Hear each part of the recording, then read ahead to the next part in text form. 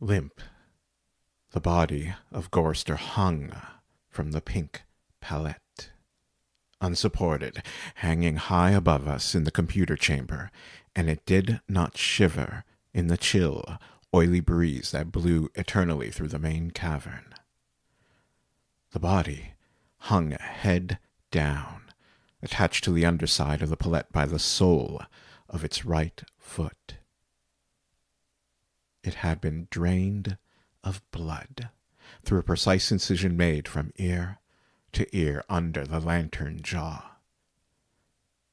There was no blood on the reflective surface of the metal floor.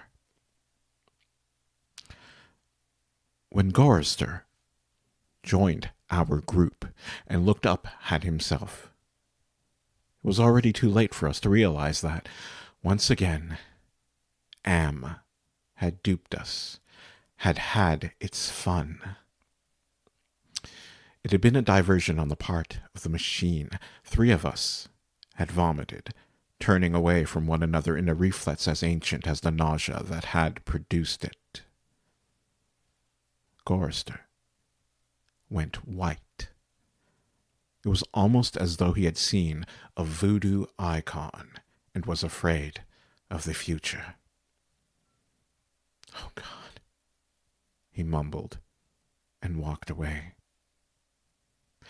The 3 of us followed him after a time and found him sitting with his back to one of the smaller, chittering banks, his head in his hands. Ellen knelt down beside him and stroked his hair. He didn't move, but his voice came out of his covered face quite clearly. Why doesn't it just do us in and get it over with? Christ, I don't know how much longer I can go on like this. It was our 109th year in the computer. He was speaking for all of us.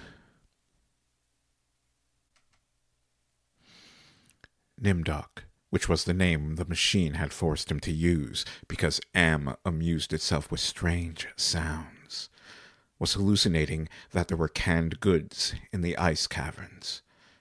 Gorster and I were very dubious. "It's another shuck," I told him, "like the goddamn frozen elephant Am sold us.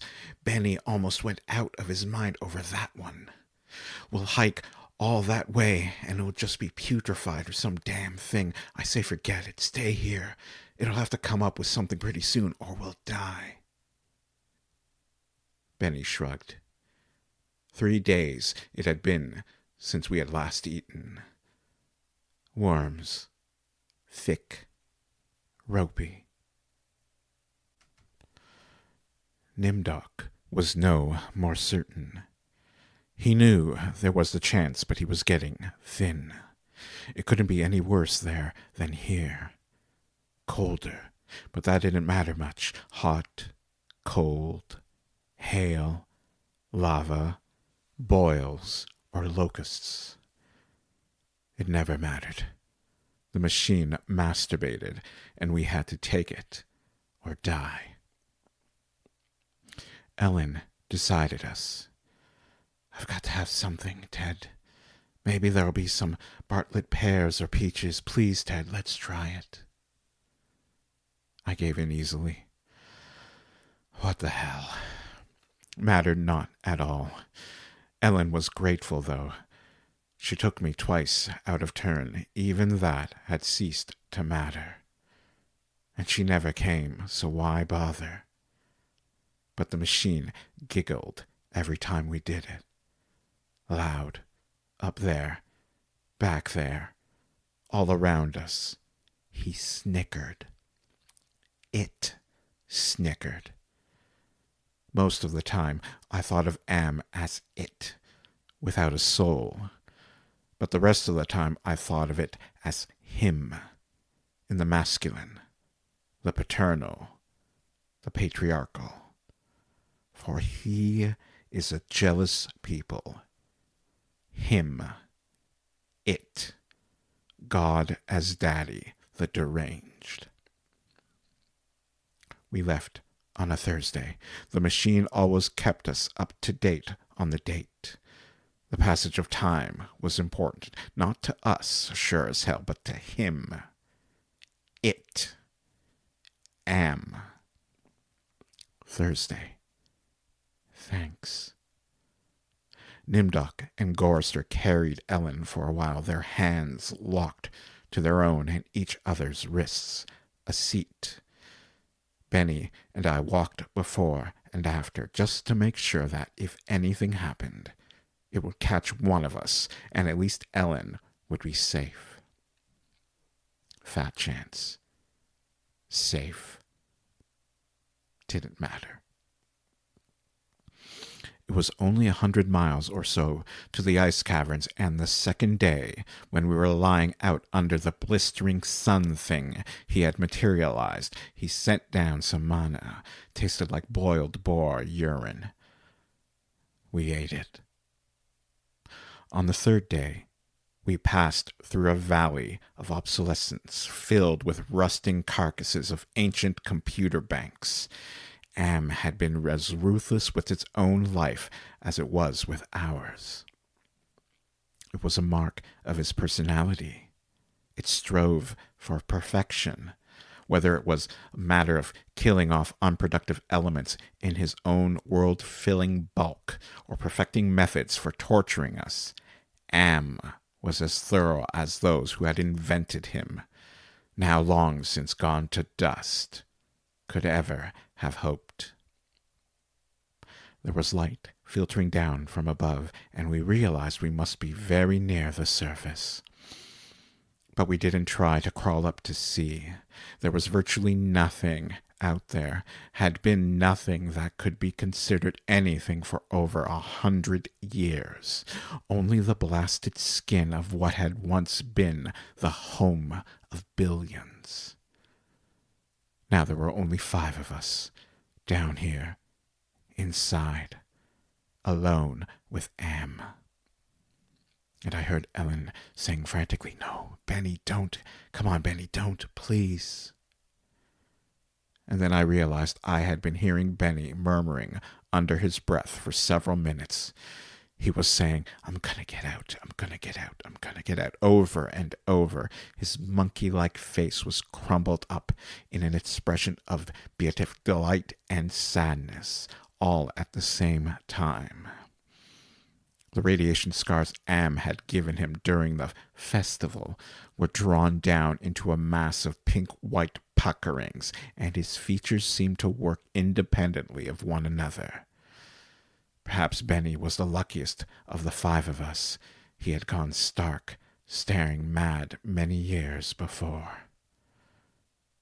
But even though we could call Am any damned thing we liked, could think the foulest thoughts of fused memory banks and corroded base plates, of burnt-out circuits and shattered control bubbles, the machine would not tolerate our trying to escape.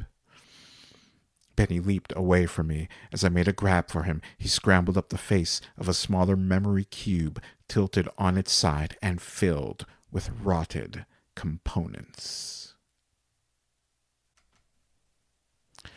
He squatted there for a moment, looking like the chimpanzee Am had intended him to resemble. And then he leaped high, caught a trailing beam of pitted and corroded metal, and went up it, hand over hand like an animal, till he was on a girdered ledge 20 feet above us. "Oh, Ted, Nimdok, please help him get down there before..." She cut off. Tears began to stand in her eyes. She moved her hands aimlessly. It was too late. None of us wanted to be near him when whatever was going to happen happened. And besides, we all saw through her concern. When Am had altered Benny during the machine's utterly irrational, hysterical phase, it was not merely Benny's face the computer had made like a giant ape's. He was big in the privates. She loved that. She serviced us as a matter of course, but she loved it from him. Oh, Ellen. Pedestal Ellen. Pristine, pure Ellen. Oh, Ellen the clean. Scum. Filth. Gorrister slapped her. She slumped down, staring up at poor, loony Benny, and she cried. It was her big defense, crying. We had gotten used to it 75 years earlier. Gorrister kicked her in the side. Then the sound began. It was light, that sound, half sound and half light. Something that began to glow from Benny's eyes and pulse with growing loudness. Dim sonorities that grew more gigantic and brighter as the light sound increased in tempo. It must have been painful, and the pain must have been increasing with the boldness of the light, the rising volume of the sound, for Benny began to mew like a wounded animal. At first, softly, when the light was dim and the sound was muted. Then louder, as his shoulders hunched together, his back humped as though he was trying to get away from it. His hands folded across his chest like a chipmunk's, his head tilted to the side. The sad little monkey face pinched in anguish. And then he began to howl as the sound coming from his eyes grew louder, louder and louder. I slapped the sides of my head with my hands, but I couldn't shut it out. It cut through easily. The pain shivered through my flesh like tinfoil on a tooth. And Benny was suddenly pulled erect. On the girder he stood up, jerked to his feet like a puppet. The light was now pulsing out of his eyes in two great round beams. The sound crawled up and up some incomprehensible scale, and then he fell forward, straight down, and hit the plate steel floor with a crash. He lay there, jerking spastically as the light flowed around and around him, and the sound spiraled up out of normal range. Then the light beat its way back inside his head. The sound spiraled down, and he was left lying there, crying piteously. His eyes were two soft, moist pools of pus like jelly. Had blinded him. Gorrister and Nimdok and myself. We turned away. But not before we caught the look of relief on Ellen's warm, concerned face. Sea-green light suffused the cavern where we had made camp. Provided punk, and we burned it, sitting huddled around the wan and pathetic fire, telling stories to keep Benny from crying in his permanent night. What does mean?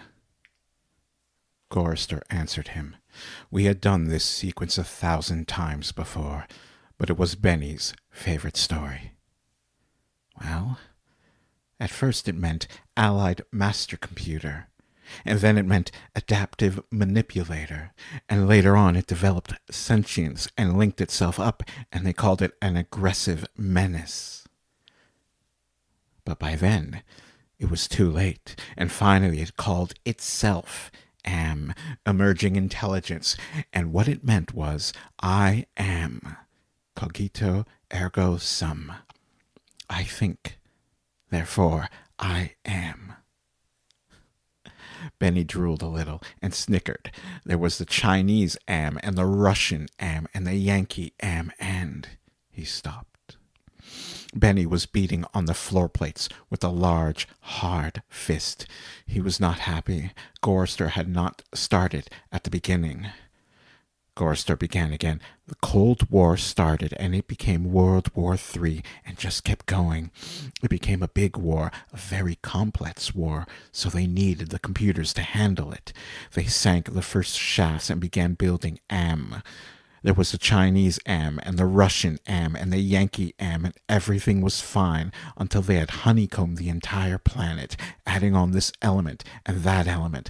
But one day, AM woke up and knew who he was, and he linked himself, and he began feeding all the killing data until everyone was dead except for the 5 of us, and AM brought us down here.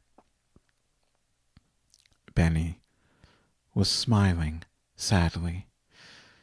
He was also drooling again.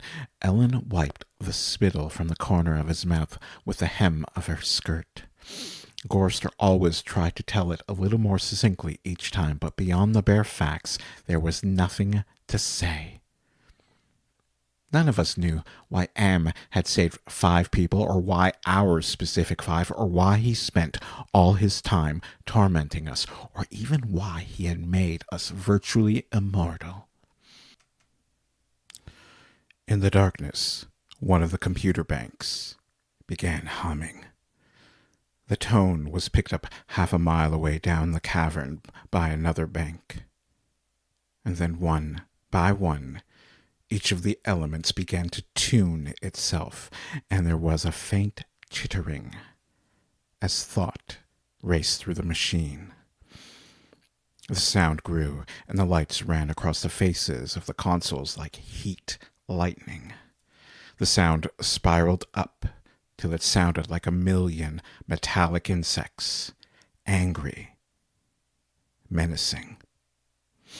"What is it?" Ellen cried. There was terror in her voice. She hadn't become accustomed to it even now. "It's going to be bad this time," Nimdoc said. "He's going to speak," Gorster said. "I know it.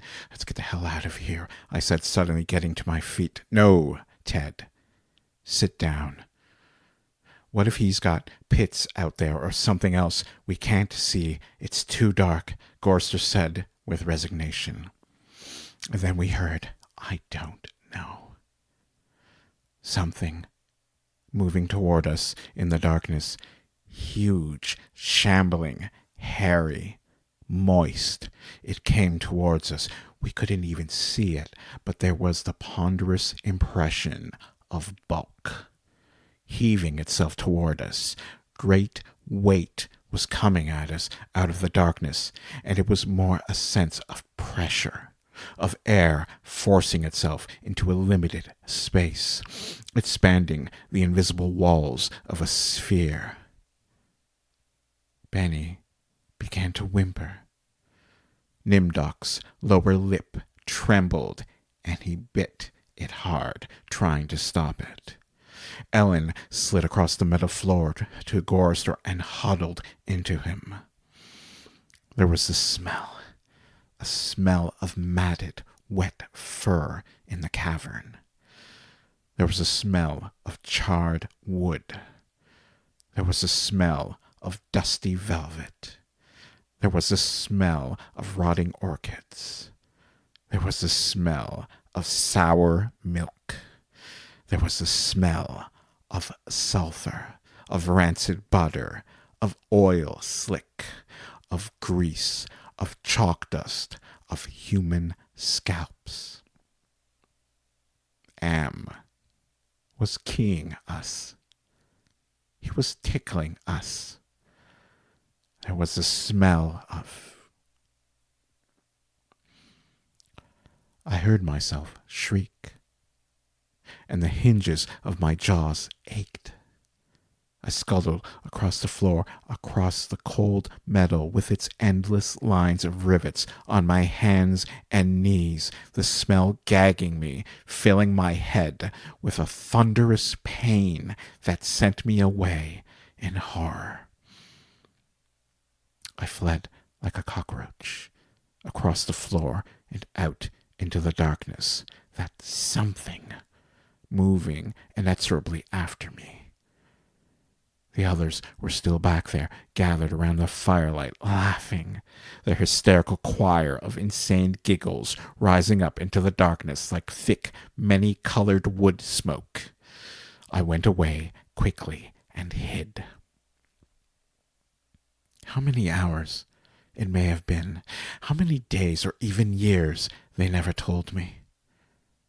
Ellen chided me for sulking, and Nimdok tried to persuade me it had only been a nervous reflex on their part, the laughing. But I knew it wasn't the relief a soldier feels when the bullet hits the man next to him. I knew it wasn't a reflex. They hated me. They were surely against me, and Am could even sense this hatred and made it worse for me because of the depth of their hatred.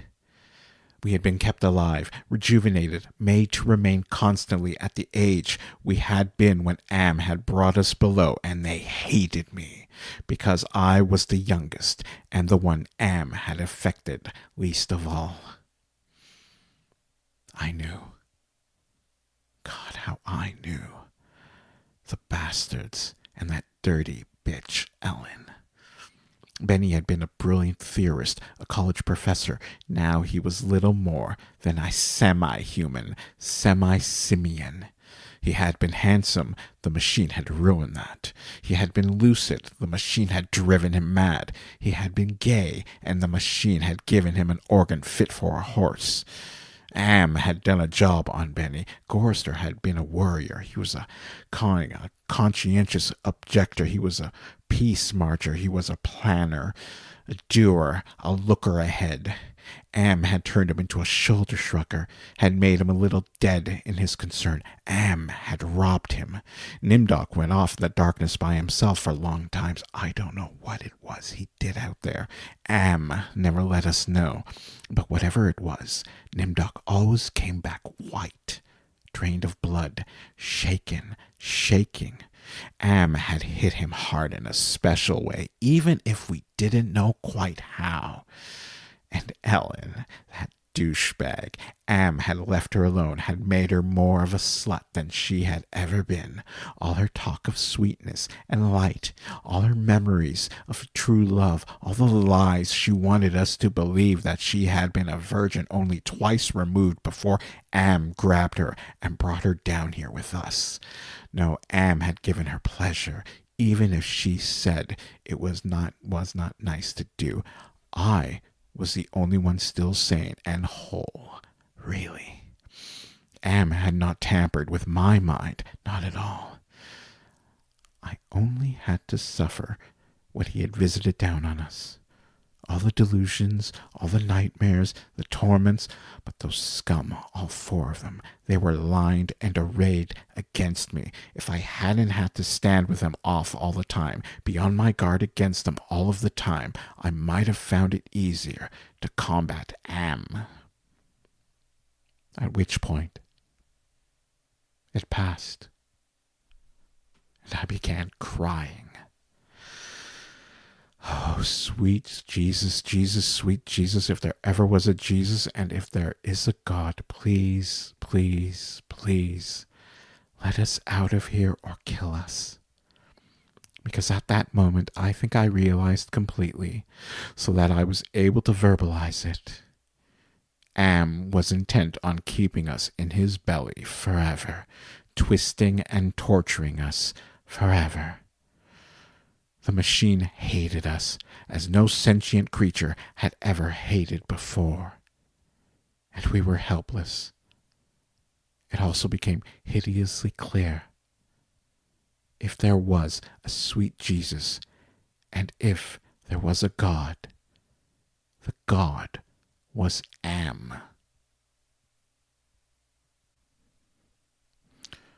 The hurricane hit us with the force of a glacier thundering into the sea. It was a palpable presence. Winds that tore at us, flinging us back the way we had come, down the twisting, computer-lined corridors of the dark way. Ellen screamed as she was lifted and hurled face forward into a screaming shoal of machines, their individual voices strident as bats in flight. She could not even fall. The howling wind kept her aloft, buffeted her, bounced her, tossed her back and down and away from us, out of sight suddenly, as she was swirled around a bend in the dark way. Her face had been bloody, her eyes closed. None of us could get to her. We clung tenaciously to whatever outcropping we had reached, Benny wedged in between two great crackle-finished cabinets, Nimdok with fingers claw-formed over a railing circling a catwalk 40 feet above us, Gorster plastered upside down against a wall niche formed by two great machines with glass-faced dials that swung back and forth between red and yellow lines whose meanings we could not even fathom. Sliding across the deck plates, the tips of my fingers had been ripped away. I was trembling, shuddering, rocking as the wind beat at me, whipped at me, screamed down out of nowhere at me, and pulled me free from one silver-thin opening in the plates to the next. My mind was a roiling, tinkling, chittering softness of brain parts that expanded and contracted in quivering frenzy. The wind was the scream of a great, mad bird as it flapped its immense wings. And then we were all lifted and hurled away from there, down, back the way we had come, around the bend, into a dark way we had never explored, over terrain that was ruined and filled with broken glass and rotting cables and rusted metal, and far away, farther than any of us had ever been. Trailing along miles behind Ellen, I could see her every now and then crashing into metal walls and surging on, with all of us screaming in the freezing, thunderous hurricane wind that would never end. And then suddenly it stopped us and we fell. We had been in flight for an endless time. I thought it might have been weeks. We fell and hit, and I went through red and gray and black and heard myself moaning, not dead. Am went into my mind. He walked smoothly here and there, and looked with interest at all the pockmarks he had created in 109 years. He looked at the cross-routed and reconnected synapses and all the tissue damage his gift of immortality had included.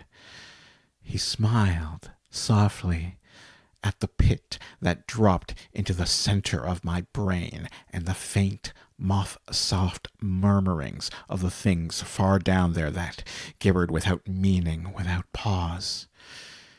And Am said, very politely, in a pillar of stainless steel bearing bright neon lettering,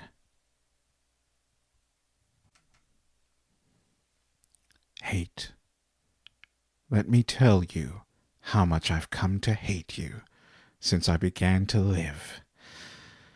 There are 387.44 million miles of printed circuits in wafer-thin layers that fill my complex.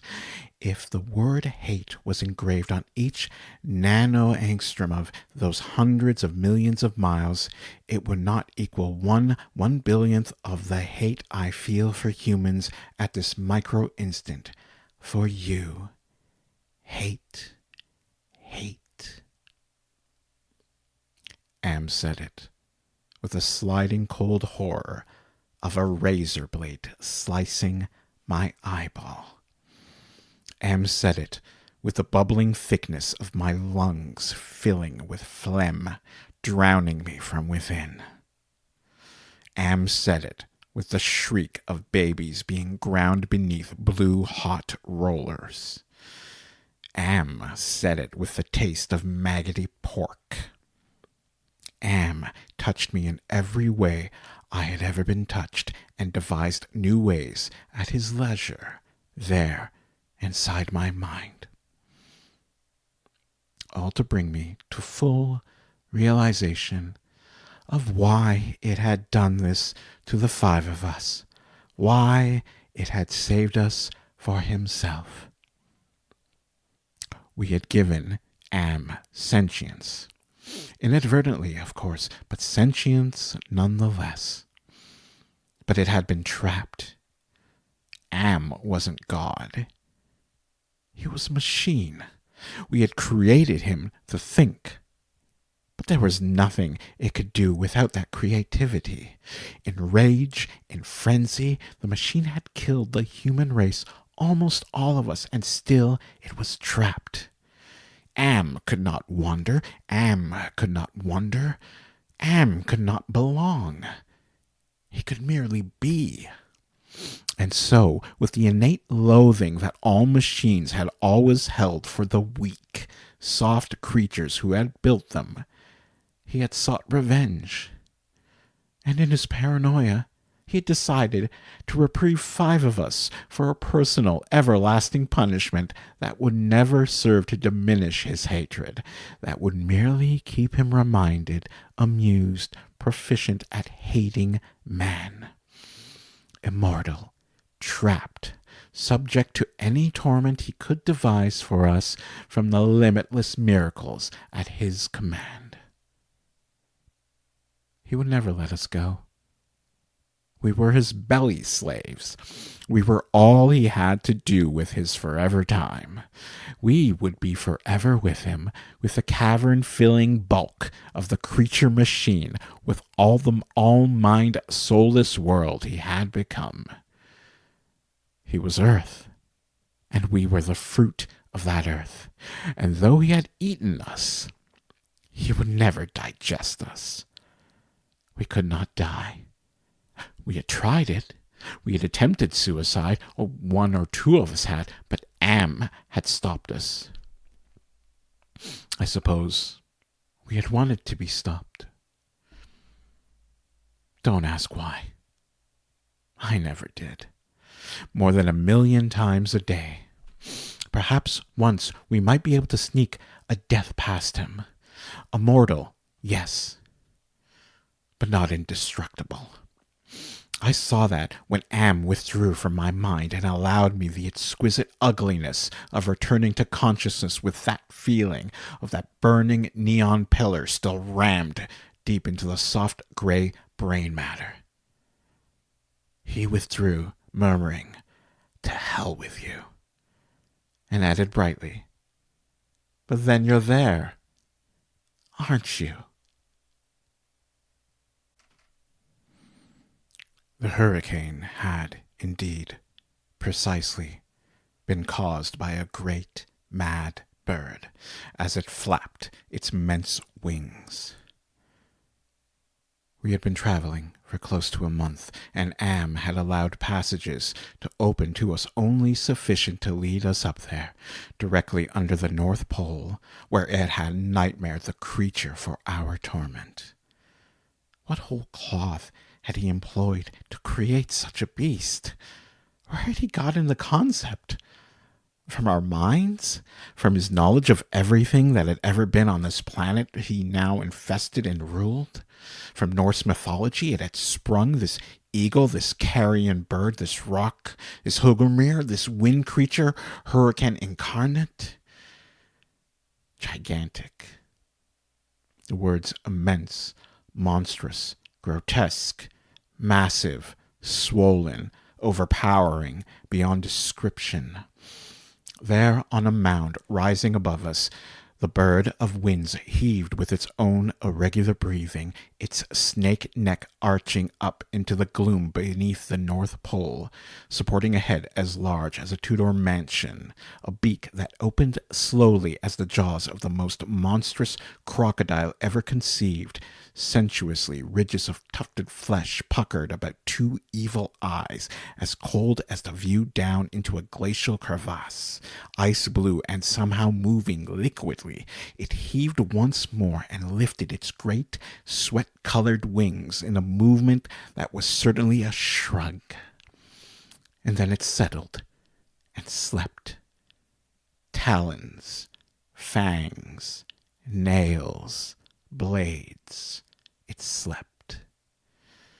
Am appeared to us as a burning bush and said we could kill the hurricane bird if we wanted to eat.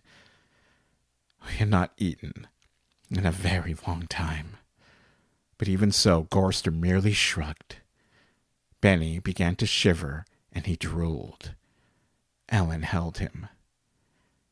"Ted, I'm hungry," she said. I smiled at her. I was trying to be reassuring, but it was as phony as Nimdok's bravado. "Give us weapons," he demanded. The burning bush vanished, and there were 2 crude sets of bows and arrows and a water pistol lying on the cold deck plates. I picked up a set. Useless. Nimdok swallowed heavily.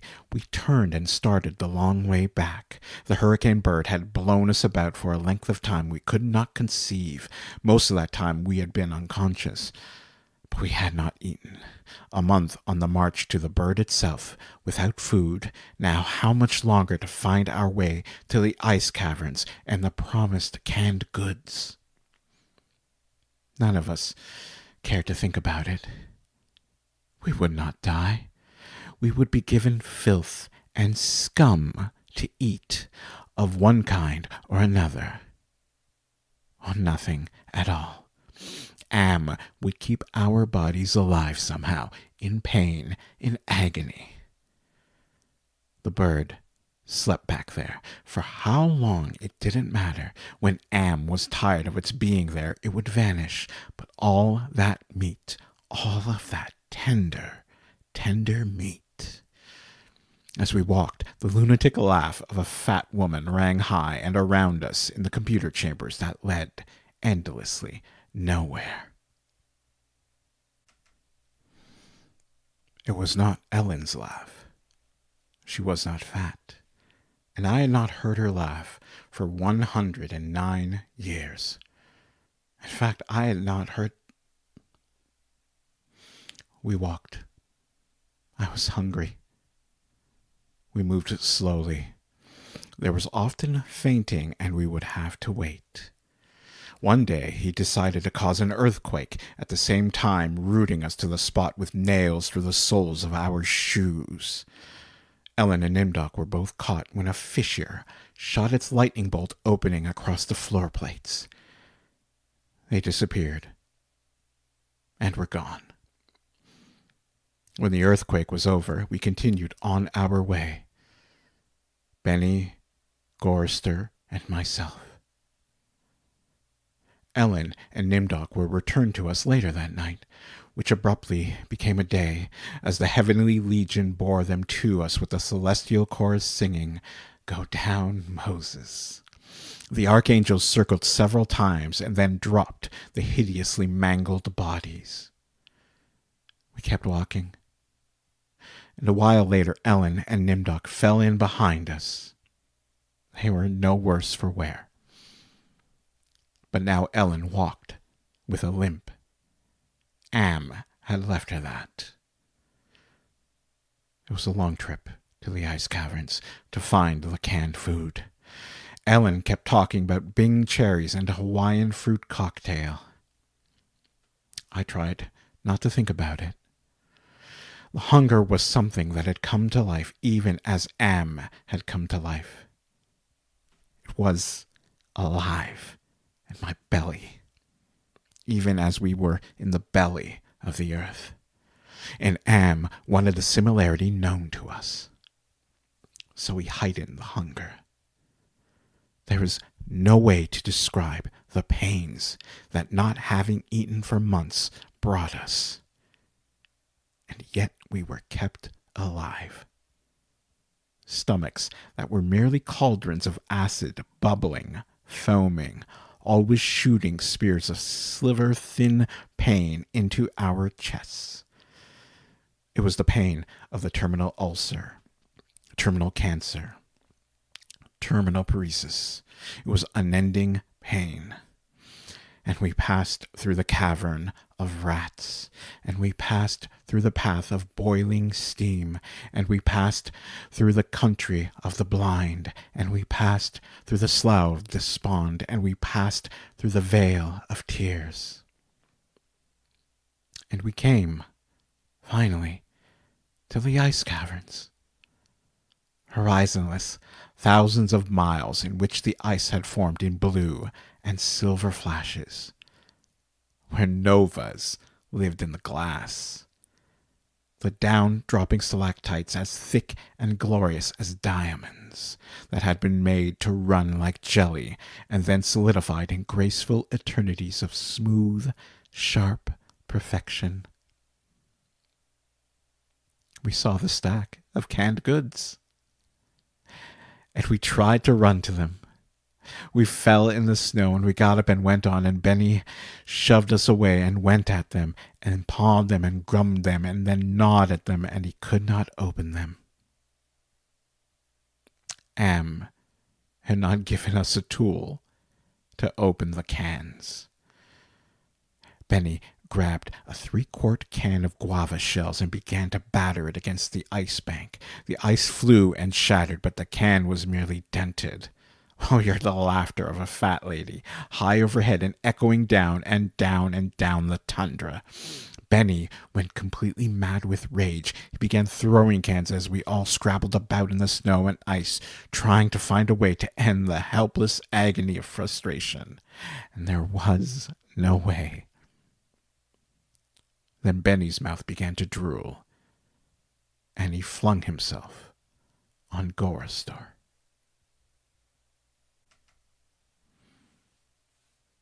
In that instant, I felt terribly calm. Surrounded by madness, surrounded by hunger, surrounded by everything but death. And I knew death was our only way out.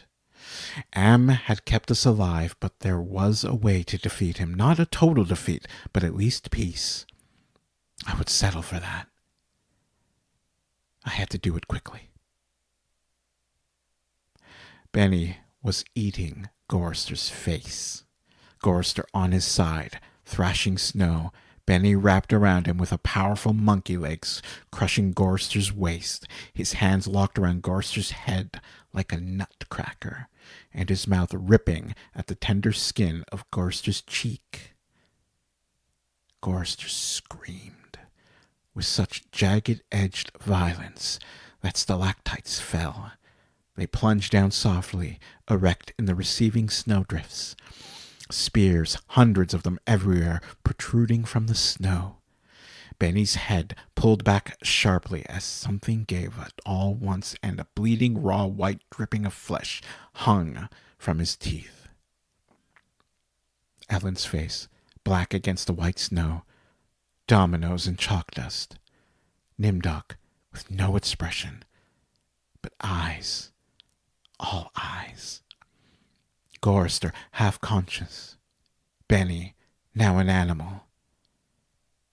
I knew Am would let him play. Goristar would not die, but Benny would fill his stomach. I turned half to my right and drew a huge ice spear from the snow. All in an instant, I drove the great ice point ahead of me like a battering ram, braced against my right thigh. It struck Benny on the right side, just under the rib cage, and drove upward through his stomach and broke inside him.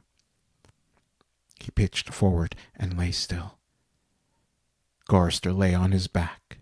I pulled another spear free and straddled him, still moving, driving the spear straight down through his throat. His eyes closed as the cold penetrated. Ellen must have realized what I had decided. Even as fear gripped her, she ran at Nimdok with a short icicle as he screamed and into his mouth, and the force of her rush did the job. His head jerked sharply, as if it had been nailed to the snow crust behind him. All in an instant. There was an eternity beat of soundless anticipation. I could hear Am draw in his breath. His toys had been taken from him. 3 of them were dead, could not be revived. He could keep us alive by his strength and talent, but he was not God. He could not bring them back. Ellen looked at me, her ebony features stark against the snow that surrounded us. There was fear and pleading in her manner, the way she held herself ready. I knew we had only a heartbeat before Am would stop us. It struck her, and she folded toward me, bleeding from the mouth. I could not read meaning into her expression. The pain had been too great, had contorted her face. But it might have been thank you. It's possible. Please. Some hundreds of years may have passed. I don't know. Am has been having fun for some time, accelerating and retarding my time sense. I will say the word now. Now. It took me 10 months to say now. I don't know. I think it has been some hundreds of years. He was furious. He wouldn't let me bury them. It didn't matter. There was no way to dig up the deck plates. He dried up the snow. He brought the night. He roared and sent locusts. It didn't do a thing. They stayed dead. I'd had him. He was furious. I had thought Am hated me before. I was wrong. It was not even a shadow of the hate he now slaved from every printed circuit. He made certain I would suffer eternally and could not do myself in. He left my mind intact. I can dream. I can wonder. I can lament. I remember all 4 of them. I wish... Well, it doesn't make any sense. I know I saved them. I know I saved them from what was happened and what has happened to me, but still I cannot forget killing them. Ellen's face. It isn't easy. Sometimes I want to. It doesn't matter. Am has altered me for his own peace of mind. I suppose he doesn't want me to run at full speed into a computer bank and smash my skull, or hold my breath till I faint, or cut my throat on a rusted sheet of metal. There are reflective surfaces down here. I will describe myself as I see myself. I am a great, soft jelly thing, smoothly rounded, with no mouth, with pulsing white holes filled by fog where my eyes used to be. Rubbery appendages that were once my arms. Bulks rounding down into legless humps of soft, slippery matter. I leave a moist trail when I move. Blotches of diseased, evil gray come and go on my surface as though light is being beamed from within. Outwardly, dumbly, I shamble about. A thing that could never have been known as human. A thing whose shape is so alien, a travesty that humanity becomes more obscene for the vague resemblance. Inwardly, alone, here, living under the land, under the sea, in the belly of Am, whom we created because our time was badly spent, and we must have known unconsciously that he could do it better. At least the 4 of them are safe, at last.